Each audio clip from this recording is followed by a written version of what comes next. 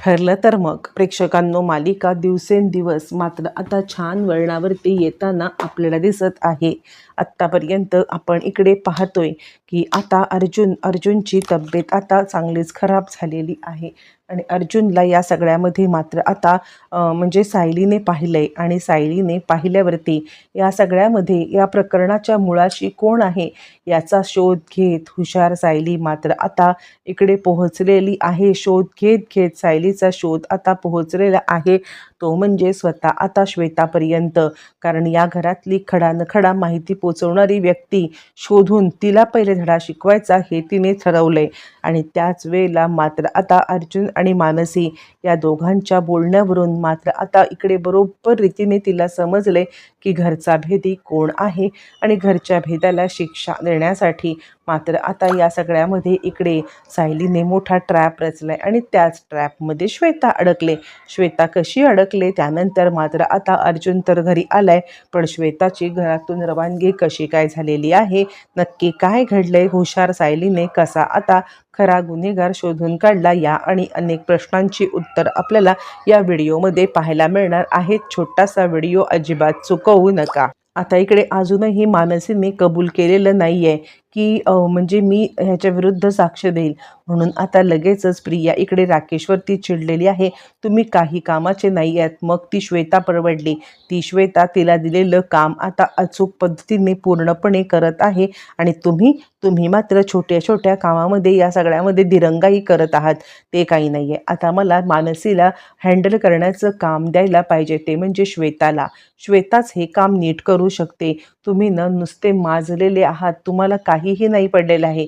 तुम्हाला आता घरच्या बापाचा पैसा आहे आणि आता शांतपणे या सगळ्यामध्ये बसून राहायचं, दुसरं येतंय काय, असं म्हणत ती आता चांगली चिडलेली आहे. आणि त्यानंतर ती विचार करते, नाही होता होईस्तोवर मला आता फोन करून श्वेताला समजवायला पाहिजे किंवा श्वेताला या सगळ्यामध्ये मला आता लवकरात लवकर सांगायलाच पाहिजे, असा विचार तिच्या डोक्यामध्ये चालू आहे. आणि या सगळ्यामध्ये ती आता श्वेताला कॉल करते. तोपर्यंत आपण आता पाहिले की या सगळ्यामध्ये मात्र आता समजलेलं आहे, ते म्हणजे सायलीला सत्य फोनवरती ते श्वेतामुळेच. म्हणजे आपण पाहिलं की आता मुद्दामच इकडे अस्मिताच्या फोनवरती मिस कॉल दिलेला आहे, तो म्हणजे स्वतः आता अश्विनला. आणि तिने मेसेज पण केलाय, काय रे अश्विन, काय झालं, कशी आहे तब्येत, असं म्हणत मात्र आता तिने या सगळ्यामध्ये म्हणजे मुद्दामच हे सगळं केलेलं आहे. आणि त्यानंतर मात्र आता फोन अशा ठिकाणी ठेवलाय की ज्यानंतर मात्र आता या सगळ्यामध्ये इकडे सायली तो फोन उचलेल आणि सायली तो फोन उचलून मात्र आता या सगळ्यामध्ये इकडे ती ताबडतोब त्या फोनवरती सगळं सत्य ऐकेल. बरं, हे सगळं होत असताना मात्र तोपर्यंत इकडे तसंच घडतं. फोन उचलल्यावरती ताबडतोब अश्विन आता बोलायला लागलाय, हॅलो अस्मिताताई, अगं खूपच कठीण गोष्ट आहे, अर्जुनची अवस्था खूप बिकट आहे. अर्जुनला या सगळ्यामध्ये कळतच नाही आहे कसं हँडल करायचं, पण खूप क्रिटिकल कंडिशन आहे, या क्षणाला आपण काही सांगू शकत नाही आहे, पण सायली बहिणीला काहीच कळू देऊ नको. हे वाक्य ऐकल्यावरती सायलीच्या पायाखालची जमीन हादरले. ती आता श्वेता असा आवाज द्यायला लागते. तोपर्यंत तिकडे आता धावत पळत आलेली आहे ती म्हणजे अस्मिता तिकडे येते आणि अस्मिता या सगळ्यामध्ये मात्र आता सांगायला लागते, काय ग श्वेता, काय आहे हे सगळं. श्वेता सांगते, नाही अहो, तुमचा फोन तिने उचलला सायलीताईने आणि आता त्याच्यावरती त्यांना काहीतरी ऐकायला आलं. सायली आता सांगायला लागते, मला सगळं समजलंय, कुणीही मला आता अडवण्याचा प्रयत्न करू नका, मी या सगळ्यामध्ये मात्र आता कुणालाच थांबणार नाहीये, मला ताबडतोब अर्जुन सरांना पाहायला जायचं आहे. आणि त्यानंतर मात्र आपण पाहिलं की सायलीने जो काही मात्र इकडे येऊन गोंधळ घातलाय, त्याच वेळेला अर्जुनला ICU मध्ये शिफ्ट करण्यात येत होतं आणि त्याच वेळेला नेमकी सायली आले. थांबा, असं म्हणत तिने आता सगळ्यांना थांबायला सांगितलंय.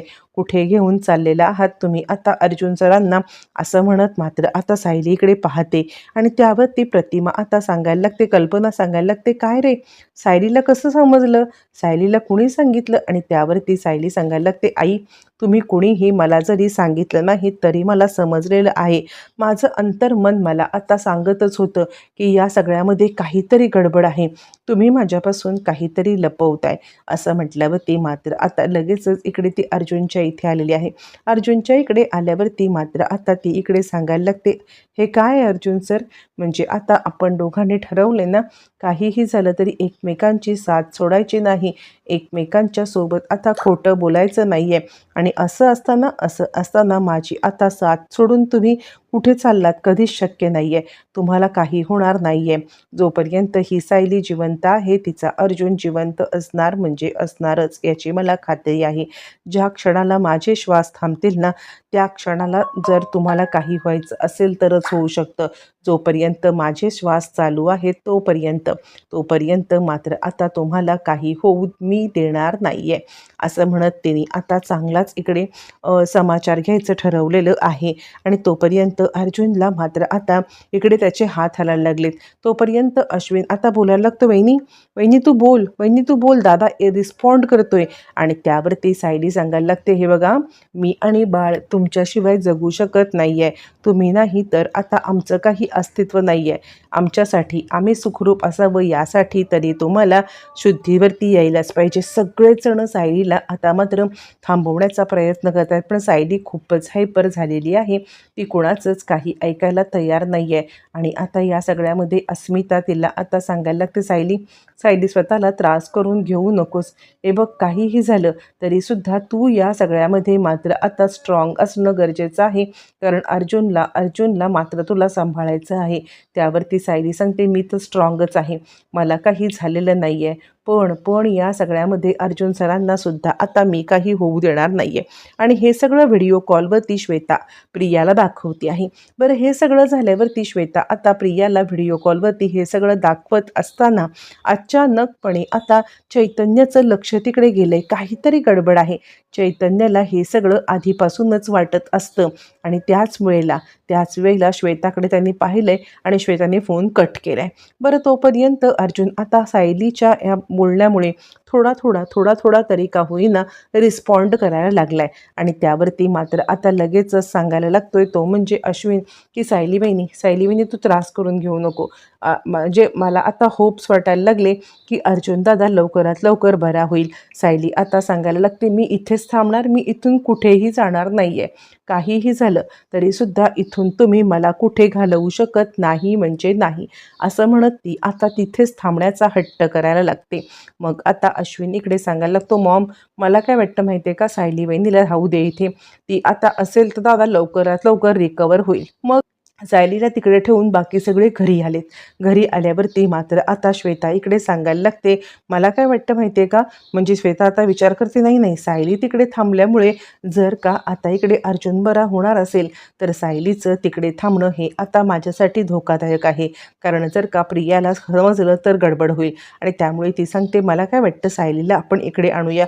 यावरती कल्पना आता सांगायला लागते, बघूया काय म्हणतोय तो अश्विन.